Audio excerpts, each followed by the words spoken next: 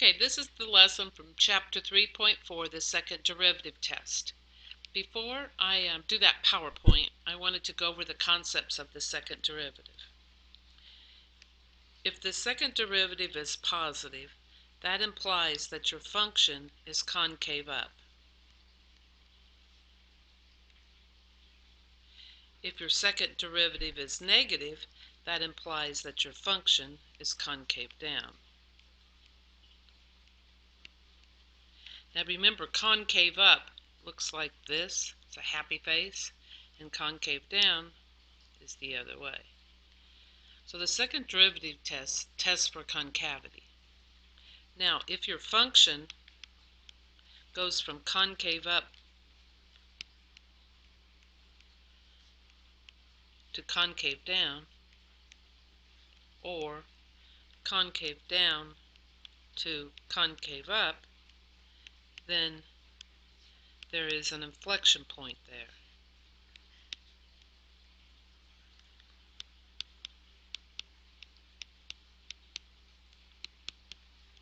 It's a point of inflection, and I usually call that an IP, inflection point. Okay, well that's the preview. Now we'll go to the PowerPoint. Okay, here we go with the PowerPoint. We're given the function y equals x to the fourth minus x cubed plus 1. Now this is a polynomial. It's smooth and continuous, which means that it's differentiable everywhere. And we want to find the coordinates of the extrema. We want to state where the function is increasing and or decreasing. And then to the second derivative, we want to know where is it concave up and or down, and we want the coordinates of the inflection points. Okay, so we're going to start with the first derivative test, and these are the steps that you go through. You find the derivative, you state the candidates, you show a sign analysis that'll help you interpret the function, what it's doing, and then you answer the question where it's increasing and or decreasing, and then find the xy values for the extrema. Alright, so here we go. Number 1. Let me first write down what we're given. Oops, get my pen again. Okay, we're given that y is equal to x to the fourth minus x cubed plus 1. So for number 1, we find the derivative.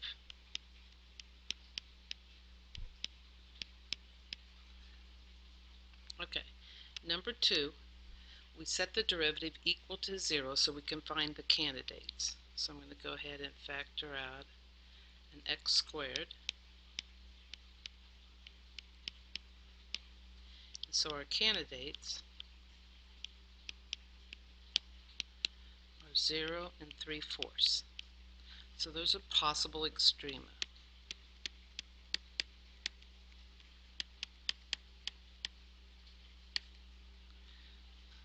Alright, number 3, we're going to analyze with the candidates.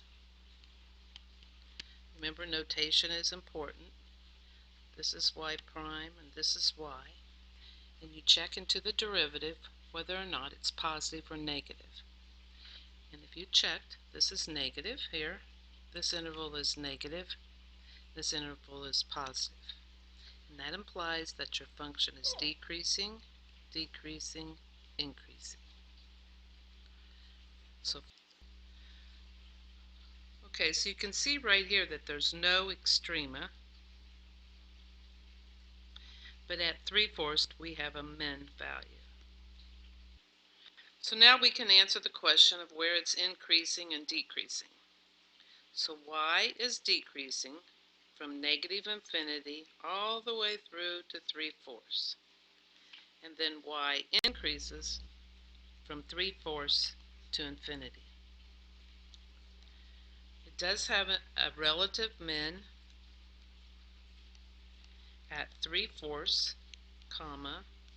Now to find the y value, you plug it into your original function, and y of 3/4 is equal to 3/4 to the fourth minus 3/4 cubed plus 1. Simply using your calculator, 0.895. So right here, we'll add 0.895. you should take a look at this graph on your calculator. Probably a zoom 4 would work fine, maybe a zoom 6, so that you can see that it decreases all the way through to 3/4 and then it increases. Okay, now the second derivative. The second derivative steps are similar. You find the second derivative, you state the candidates for the possible inflection points, you show a sign analysis, and then you interpret the sign analysis. Okay.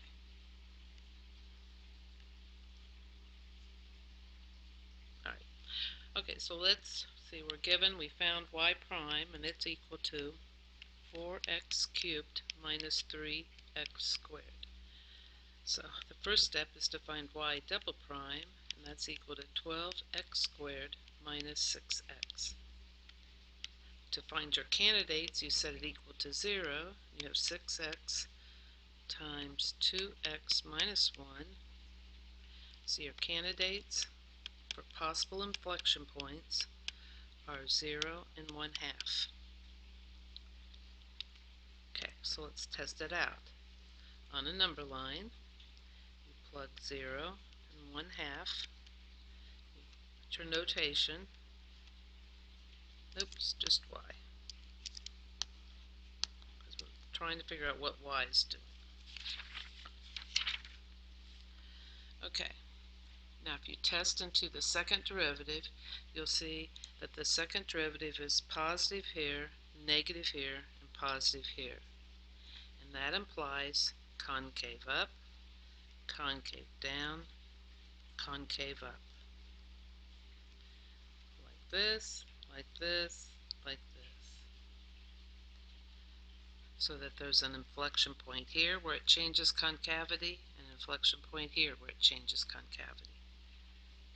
To answer the questions, we're going to go interpret this sine graph, and we've got concave up from negative infinity to 0 and 1/2 to infinity. We have concave down from 0 to 1/2. Now we have a couple inflection points. The first one's at 0, and the second one's at 1/2. Y of 0 is equal to, well, let's just see what our original function was. Y is equal to, and that's x to the 4th minus x cubed plus 1. So y of 0 is equal to 1. Y of 1/2, you can use the calculator. Y of 1/2, if you plug it in, it's going to equal 15 over 16.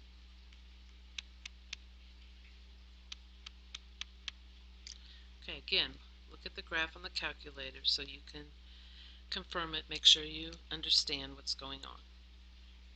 Alright, well, let's look at the next problem. Alright, so now here we have a function. This is not a polynomial. It is not continuous everywhere on real numbers. In fact, it has a domain that's greater than or equal to -3.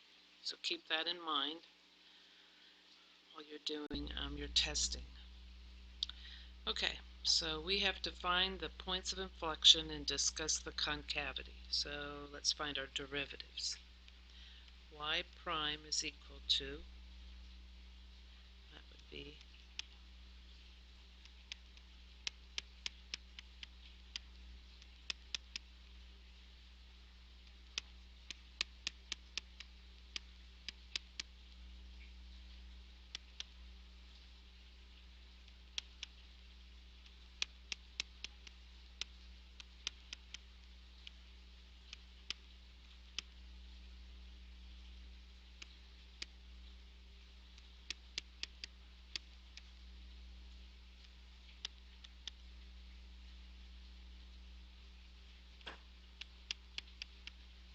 okay, this is working out nicely. There's the first derivative. Now we have to find the second derivative.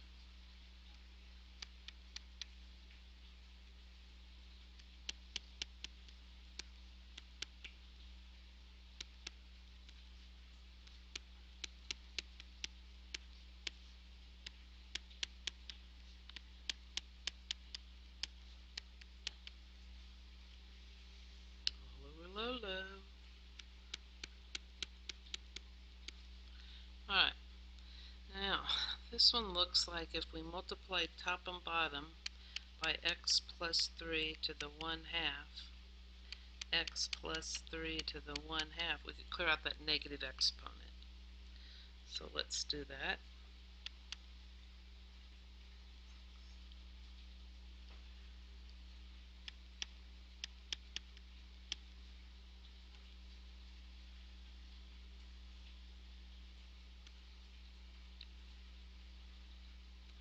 Oh, that turned out nicely.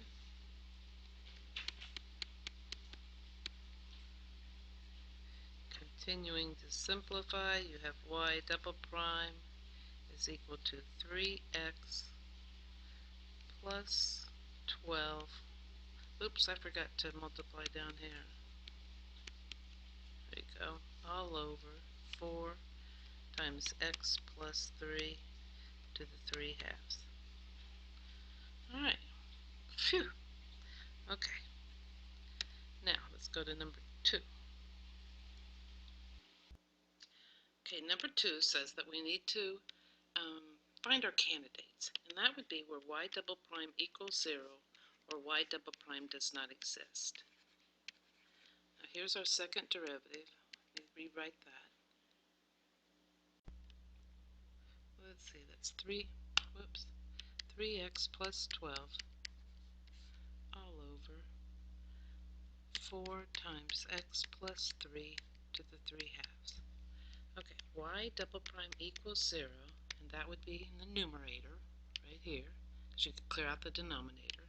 So 3x plus 12 equals 0, x equals negative 4. But we have to negate that, because remember, x was greater than or equal to negative 3. That was our domain. So we can't have negative 4. Okay, where does y double prime not exist?